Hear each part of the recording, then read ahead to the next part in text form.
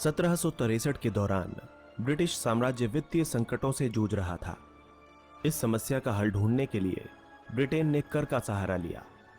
यह वही दौर था जब ब्रिटिश कंपनी का भारत के साथ अमेरिका में भी भारी उपनिवेश था। उस वक्त अमेरिका में चाय की खपत बड़े पैमाने पर होती थी। वित्तीय संकट से बचने के लिए ब्रिटिश संसद ने चाय पर अतिरिक्त कर लगा दिया। इसके जवाब में अमेरिकी व्यापारियों ने विरोध किया। इस विरोध में ब्रिटिशों की 342 चाय की पेटियों को पानी में फेंक दिया गया था। इतिहास में इसी बड़ी घटना को बोस्टन टी पार्टी के नाम से जाना जाता है। इस घटना का अमेरिकी क्रांति में अहम योगदान माना जाता है। ऐसे में हमारे लिए इस बोस्टन पार्टी से जुड़ी कुछ रोचक बातों के बारे में जानना दिलचस्प होगा। तो आइए जानते हैं बोस्टन टी पार्टी की घटना के दिलचस्प किस्से के बारे में। 1698 में ब्रिटिश संसद ने ईस्ट इंडिया कंपनी को चाय के आयात का अधिकार दे दिया। जल्द ही चाय ने उपनिवेश में लोकप्रियता हासिल कर ली। इसके बाद 1721 में संसद ने एक कानून बनाया। इसके तहत केवल ग्रेट ब्रिटेन से ही चाय का निर्यात किया जा सकता था। 1760 के दशक में ब्रिटेन वित्तीय संकट में था। इस संकट से बचने के लिए ब्रिटिश संसद ने अमेरिकी उपनिवेशवादियों पर कर लगा दिए। इसके बाद कुछ उपनिवेशियों ने इसका विरोध किया। उनके अनुसार निर्वाचित प्रतिनिधियों की सहमति के बिना ब्रिटिश वस्तुओं पर कर नहीं लगाया जा सकता था। इनके विरोध के बाद 1765 में स्टैंप एक्ट अधिनियम को निरस्त कर दिया गया। मगर 1767 में संसद द्वारा टाउनशेंड अधिनियम के तहत नए कर लगाए गए। इस फैसले के बाद दोबारा उपनिवेशों ने विरोध करना शुरू कर दिया। दिलचस्प बात यह थी कि इस कर के तहत अमेरिकी व्यापारियों को भी परेशानी झेलनी पड़ रही थी। इस विरोध के दौरान ही कई उपनिवेशों ने चाय न पीने का फैसला किया। ऐसे में ब्रिटिश सरकार ने 1770 में इस कर को समाप्त कर दिया, परंतु चाय के बड़े उपनिवेश की वजह से उन्होंने चाय पर कर नहीं हटाया। जब ईस्ट इंडिया कंपनी को मिला एकाधिकार, मई 1773 में ब्रिटिश संसद ने चाय अधिनियम पारित किया। इसके तहत ईस्ट इंडिया कंपनी को चाय का निर्यात करने की अनुमति प्रदान की गई। इसके बाद कंपनी डायरेक्ट चाय खरीदने लगी। अब कंपनी ने चाय को औपनिवेशिक व्यापारियों के जरिए बेचने का फैसला किया। इसके बदले कंपनी व्यापारियों को कमीशन भी देती थी। इसके लिए कंपनी ने न्यूयॉर्क, चार्ल्सटन और बोस्टन बंदरगाहों के व्यापारियों को चुना था। उस दौरान अमेरिका में स्थित बोस्टन बंदरगाह उपनिवेशवाद के एक बड़े केंद्रों में शामिल था। सभी व्यापारी संसद के इस नए नियम से खुश नहीं थे। खैर, ईस्ट इंडिया कंपनी ने अधिकार प्राप्त करने के बाद चाय से लदे 7 जहाज इन उपनिवेशों में भेज दिए।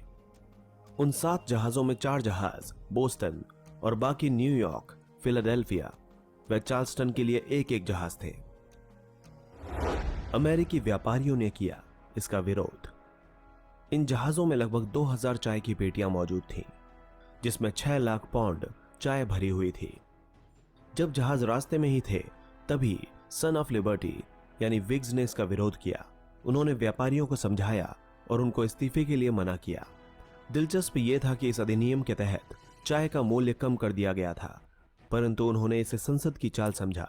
उनको ऐसा लगने लगा था कि कंपनी को दिए जाने वाले इस एकाधिकार के बाद भविष्य में अन्य मामलों पर भी एकाधिकार न दे दिया जाए।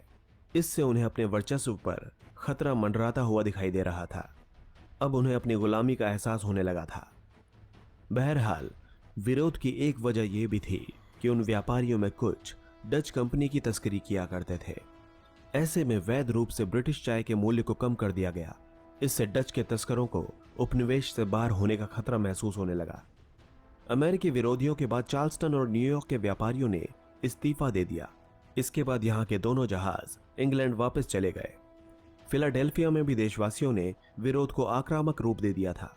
उन्होंने जहाज पर लदी कंपनी की चाय को गुलामी का बीज कहकर संबोधित किया। फिर व्यापारियों ने भी चाय को उतारने से इनकार कर दिया। इस तरह कंपनी का फिलाडेल्फिया पहुंचा तीसरा जहाज भी वापस इंग्लैंड चला गया। जब समुद्र में फेंकी गई 342 चाय की पेटियां, प्रदर्शनकारी तीनों स्थानों पर व्यापारियों का इस्तीफा दिलाने और चाय को वापस इंग्लैंड भेजने में कामयाब रहे थे। मगर बोस्टन में कंपनी के राज्यपाल हडसन कुछ व्यापारियों को मनाने में सफल रहे। उन्होंने उनका इस्तीफा लेने से मना कर दिया था। ऐसे में अमेरिकी क्रांतिकारियों के विरोध प्रदर्शन ने उग्र रूप ले लिया। नवंबर 1773 में कंपनी का एक जहाज बोस्टन हार्बर पहुंचा। इसी दौरान सन ऑफ लिबर्टी के कुछ नेताओं ने एक बैठक आयोजित की। इस आयोजन में हजारों अमेरिकियों ने हिस्सा लिया था। वहीं ब्रिटिश नियमों के अनुसार 20 दिनों के अंदर इस जहाज का माल उतर जाना चाहिए था, नहीं तो कस्टम विभाग द्वारा इस माल को जब्त करने का अधिकार था। खैर, तब तक 2 और जहाज बोस्टन पहुंच चुके थे, जबकि उनमें से एक जहाज भयानक तूफान में तबाह हो गया था। क्रांतिकारियों द्वारा उस आयोजन में लोगों के अंदर जोश भर दिया था। सभा स्थगित होने के बाद क्रांतिकारी बोस्टन बंदरगाह की तरफ बढ़ने लगे। इन क्रांतिकारियों ने एक चाल चली।